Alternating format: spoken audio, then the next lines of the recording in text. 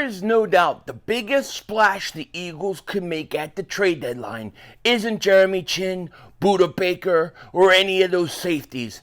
It's actually Brian Burns.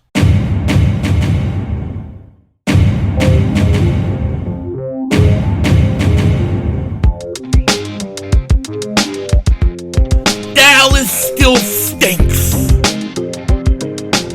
You're by the way, Dingbat here, and I hope everybody's having a great day. Hope you guys are doing well. Hope you're hanging in there. So, when we talk about the trade deadline that's upcoming, and we talk about who could be the biggest impact the Eagles potentially could get out there of all the guys that we know who may get traded, it isn't a safety, it isn't a cornerback, it isn't a linebacker, it isn't a wide receiver. It's actually a pass rusher. Brian Burns is the best possible player out there for somebody to get. And with Carolina not winning any games, and with Frank Reich, and with the Eagles' love of pass rushers, this could be the move that Howie Roseman wants to make. Now, we're going to get into it in a second, but before we do that, if you're new to the channel, you like the content, make sure you hit that like button. More importantly, make sure you subscribe to the most censored, the most throttled, pause, Eagles content creator in all of the internet. If you've been subscribed for a while, I just want to thank you so much for all the support you give to me. It truly, truly means a lot. Now, in this video, I still want to talk and focus a little bit on the trade deadline that's coming, because there are so many names, so many people that have been bringing up different positions and different players that possibly could be traded, and we're actually going to see more names come as we get closer and closer to the deadline. But we've talked a lot about safety. We've talked about Buda Baker. We've talked about Chin. We talked about Justin Simmons yesterday. I want to talk about some other guys that could potentially be out there that the Eagles may be interested in. I want to kind of give three different levels, right? One, which is kind of maybe a low-level type trade. I want to give maybe like a medium type trade. And then I want to give my top trade that the Eagles possibly could do. I kind of want to talk about those. And I really actually want to start with the best possible trade the Eagles could make. And to me, thinking about it, this is the guy I would go after. This, to me, would be more valuable than a safety or a linebacker. Now, you may be saying, dude, why do you want another pass rusher when we already have a bunch of pass rushers? You know the Eagles' philosophy. It's simple. If you've been watching the Eagles long enough, you know that you never can have enough pass rushers. And if you have guys that are effective and get home, you can do damage. Now, I want you to think about this situation, because sometimes we focus so much on saying, well, we gotta fill the hole here, and we gotta fill the hole here, and we gotta fill the hole here. But sometimes that's not the move. Sometimes the move is to make your strengths even stronger, because the person that you're making it stronger with is such a significant upgrade to everybody else, okay? And when you talk about Brian Burns, okay, and that's who I'm talking about here, you're talking about a guy who has been one of the best pass rushers the last few years in the league, and he's off to a great start this year. He's already got 4 sacks this year on a winless team. Guy is 25 years old. Now, what makes him so intriguing and to me very possible, when I talk about Brian Burns, I think Brian Burns probably gets moved, and I think Brian Burns is very, very likely to get traded. Okay, and the reason is you have a winless Carolina Panthers team that has no first-round draft pick. They need to recoup picks, and they're not going to sign him to an extension. If they were, they would have already done it. Frank Reich has already made comments that he feels bad for a guy like Brian Burns, who's on a winless team. This guy's going to get moved. He's going to get traded. This is the best, I mean best, possible move the Eagles can make. You bring Brian Burns in to play opposite side of Haason Reddick. Now think about this, as I was saying. You're going to add Brian Burns. He would be with Haason Reddick. Can you imagine Haason Reddick, Brian Burns? Now you have Jordan Davis and Jalen Carter in the middle. And then you on third down situations, you could even put you could put Brandon Grant, not Derek Barnett. Get rid of his ass. Get rid of his ass. He stinks. I meant Derek Barnett. No, I said it again. I screwed up again. What the hell? Derek Barnett has to go. I meant Brandon Graham. I apologize to Brandon Graham with all my heart. How dare I confuse your name with Derek Barnett? But Brandon Graham, you can use him inside on the pass rush at times. Okay, so to me, when you look at what would have the biggest impact in a trade for the Eagles, and I'm not talking about what's the most likely, or I'm just saying the biggest impact from a team standpoint, in my opinion, would be Brian Burns. You would be adding a perennial all-pro pass rusher opposite side of Haason Reddick. Oh, and you still have Josh Sweat, and you still have Brandon Graham. Geez, can you imagine the amount of constant pressure you're putting on offense constantly? That offensive line is never going to get a break. To me, this would be the biggest, most significant move. And for a second-round pick, I would do it. And, oh, by the way, when I do it, I would try to sign him long-term. Okay, I know that's crazy. You say, well, what about Nolan Smith? For whatever reason, the Eagles are not ready to put Nolan Smith out there.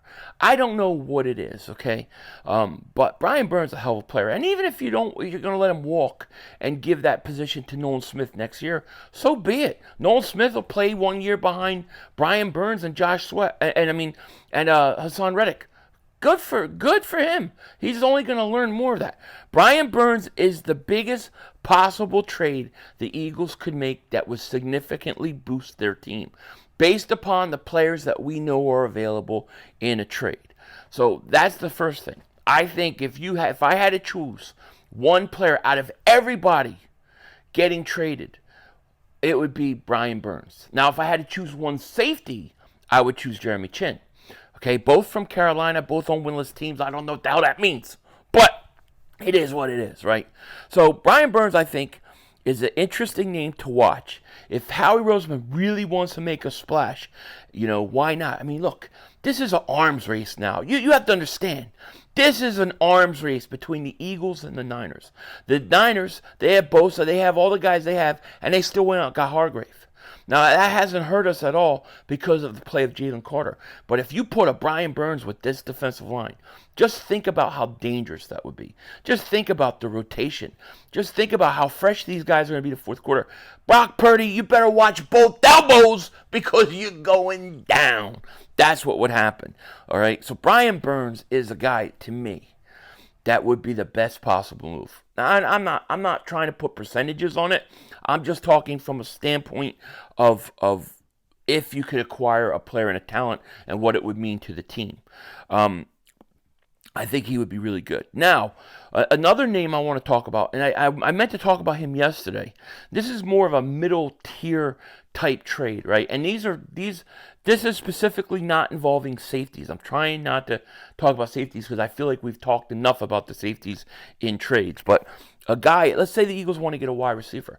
A guy that they could look to go and add is Jerry Jeudy. Now, Jerry Jeudy to me has been a disappointment. Right, he's the number one wide receiver coming out of the draft. He was supposed to be a lot better. He has never broke 1,000 yards receiving. However, you look at his numbers, they're decent for a number 2 wide receiver.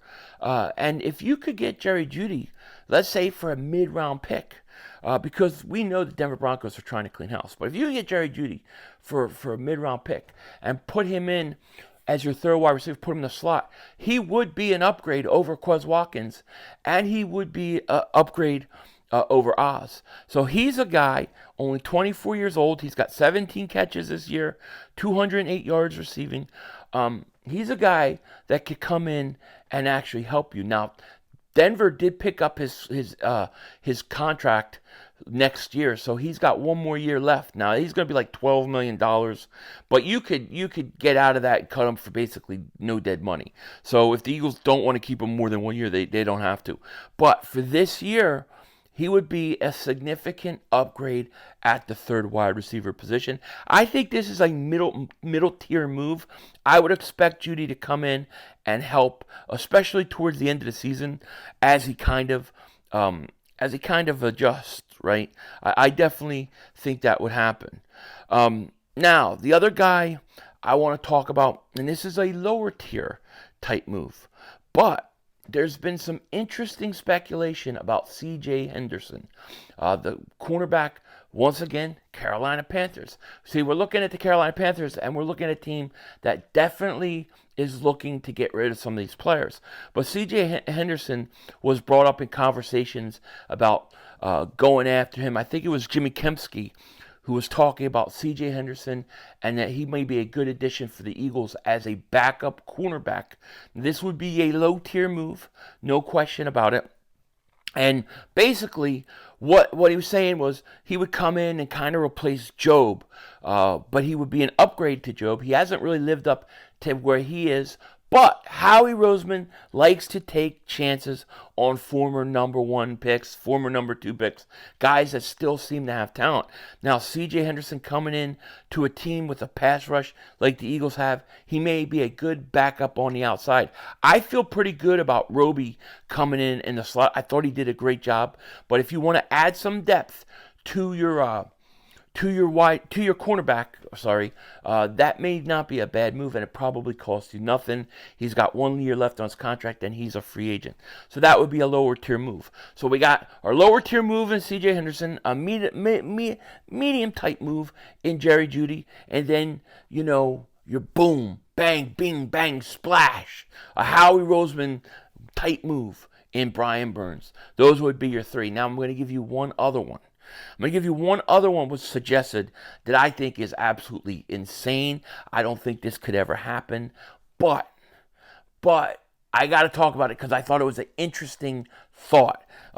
It's not possible, but man, I would love this. Okay, so Ed Kratz did an article, and he was talking about moves that the Eagles could make, possible trade scenarios.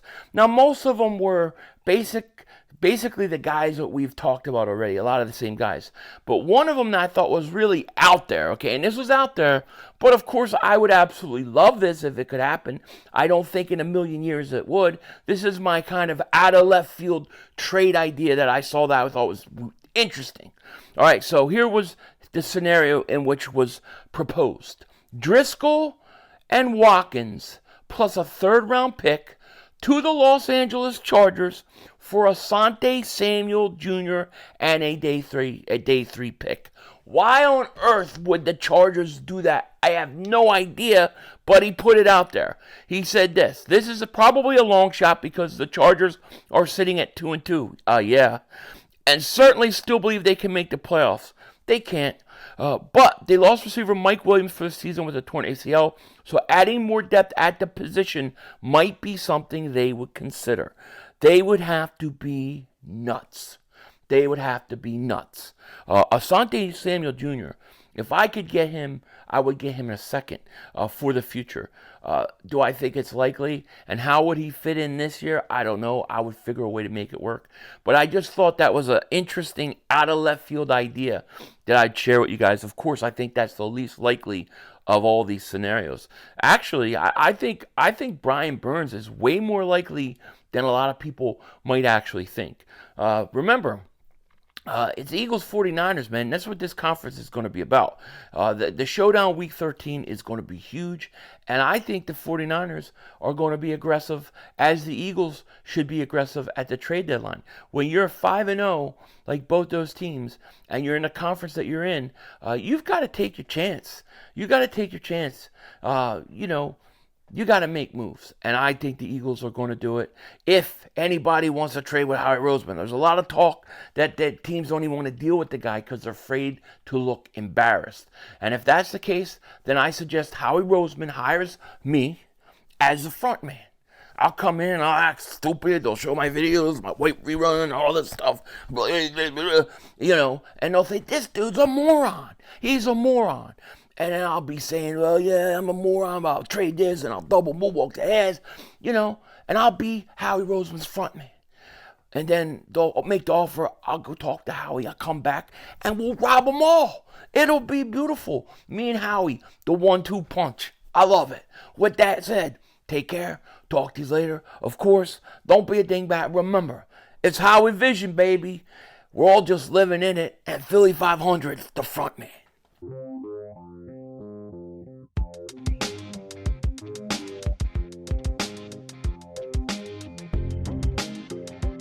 So just an announcement.